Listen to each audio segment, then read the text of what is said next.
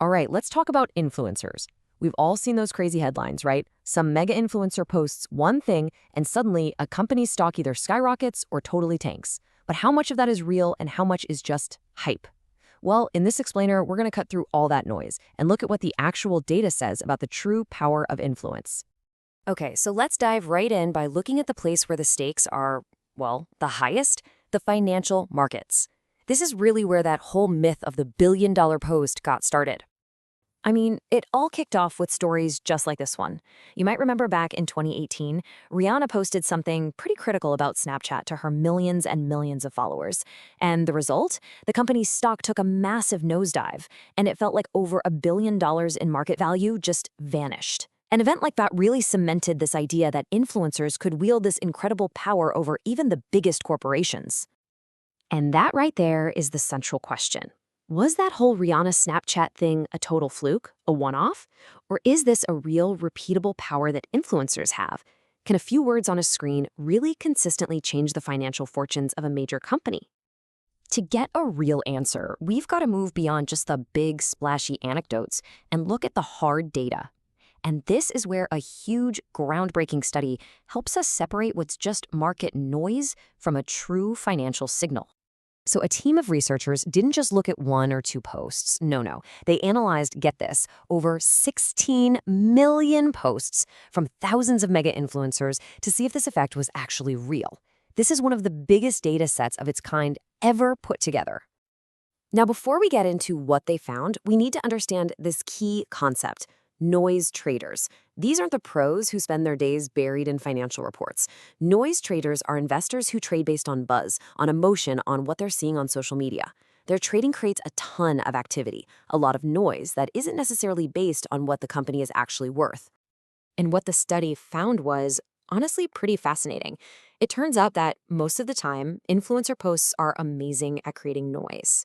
They absolutely get people's attention, they make trading volume spike, and they make the stock bounce around a lot more. But, and this is the key part, they generally don't affect the stock's actual price or returns. They get everyone talking, but they don't actually change the song. But of course, like in any good story, there is a little twist. The researchers did find that under very, very specific and pretty rare conditions, a post from an influencer can actually move a stock's price, at least for a little while. So what's the secret formula? Well, it's basically a two-ingredient recipe. First, you have to be an absolute top-tier influencer. We're talking the top 5% in terms of engagement. Second, your post can't just be kinda positive or kinda negative. It has to be extremely emotional, falling in the top or bottom 5% of all sentiment. It's only when you have both of those things together that you see a tiny temporary blip in the stock price. And when I say temporary, I mean really temporary. On day one, yeah, the price moves. For the next couple of days, that effect kinda hangs around, but it gets weaker and weaker. By day 5, it's gone. Statistically, it's like it never even happened. This really just confirms that it's all about those noise traders reacting to the buzz, not a fundamental change in how the market values the company. Okay, so if influencers aren't some secret weapon for moving stock prices, what is their real value? Let's shift gears now from the investor's perspective to the marketer's. Here, the game isn't about stock bumps, it's about making sales. So another study looked at two totally different strategies a company can use. On the one hand, you've got your traditional brand-directed ads, the polished campaigns that come straight from the company's official account. And on the other hand, you have influencer-directed marketing. That's content created and shared by an influencer on their own page. And this is where they found a super interesting trade-off. It turns out if your goal is long-term customer engagement, building loyalty and a real connection to your brand, those official brand-directed ads are actually better. But if your goal is to get someone to buy something right here, right now, well, that's where influencer marketing is the clear winner. That feeling of an authentic, personal recommendation is just incredibly powerful at getting someone to click buy. All right, so we've looked at this from the investor's seat and the marketer's desk. Now let's pull way, way back and look at this through a scientist's lens to see if we can find a unified theory that ties all this together.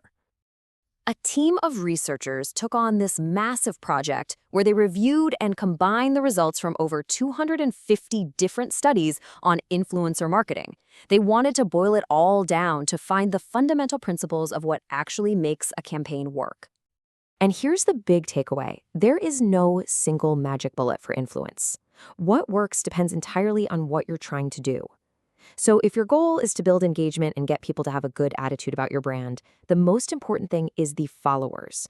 Do they feel like they're part of a community? If you want to make them think about buying, then it's all about the post itself. Is it useful or just fun? But if you want to actually close the sale and get them to buy, the most important driver is the influencer themselves, their credibility and their communication style. So, let's put it all together. After looking at this from the world of finance, from marketing, and through this huge scientific review, what's the bottom line? Let's break down this whole journey from myth to reality. Here's what you really need to remember. First, influencers are masters of creating market noise, getting attention and trading volume up, but they very rarely create a true signal that actually changes a stock's fundamental price.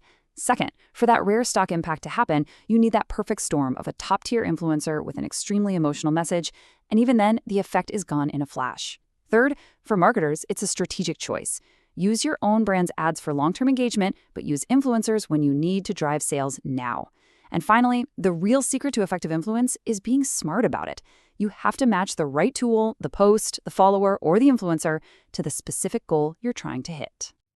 And all of this leaves us with one big question as we look ahead. As all of us get savvier and more aware of how this all works, what will matter more? Will influence become a game of who can create the biggest, loudest spectacle to grab our attention? Or will it become a race towards a deeper, more verifiable authenticity that's much harder to fake? That's the question that will define the future of influence.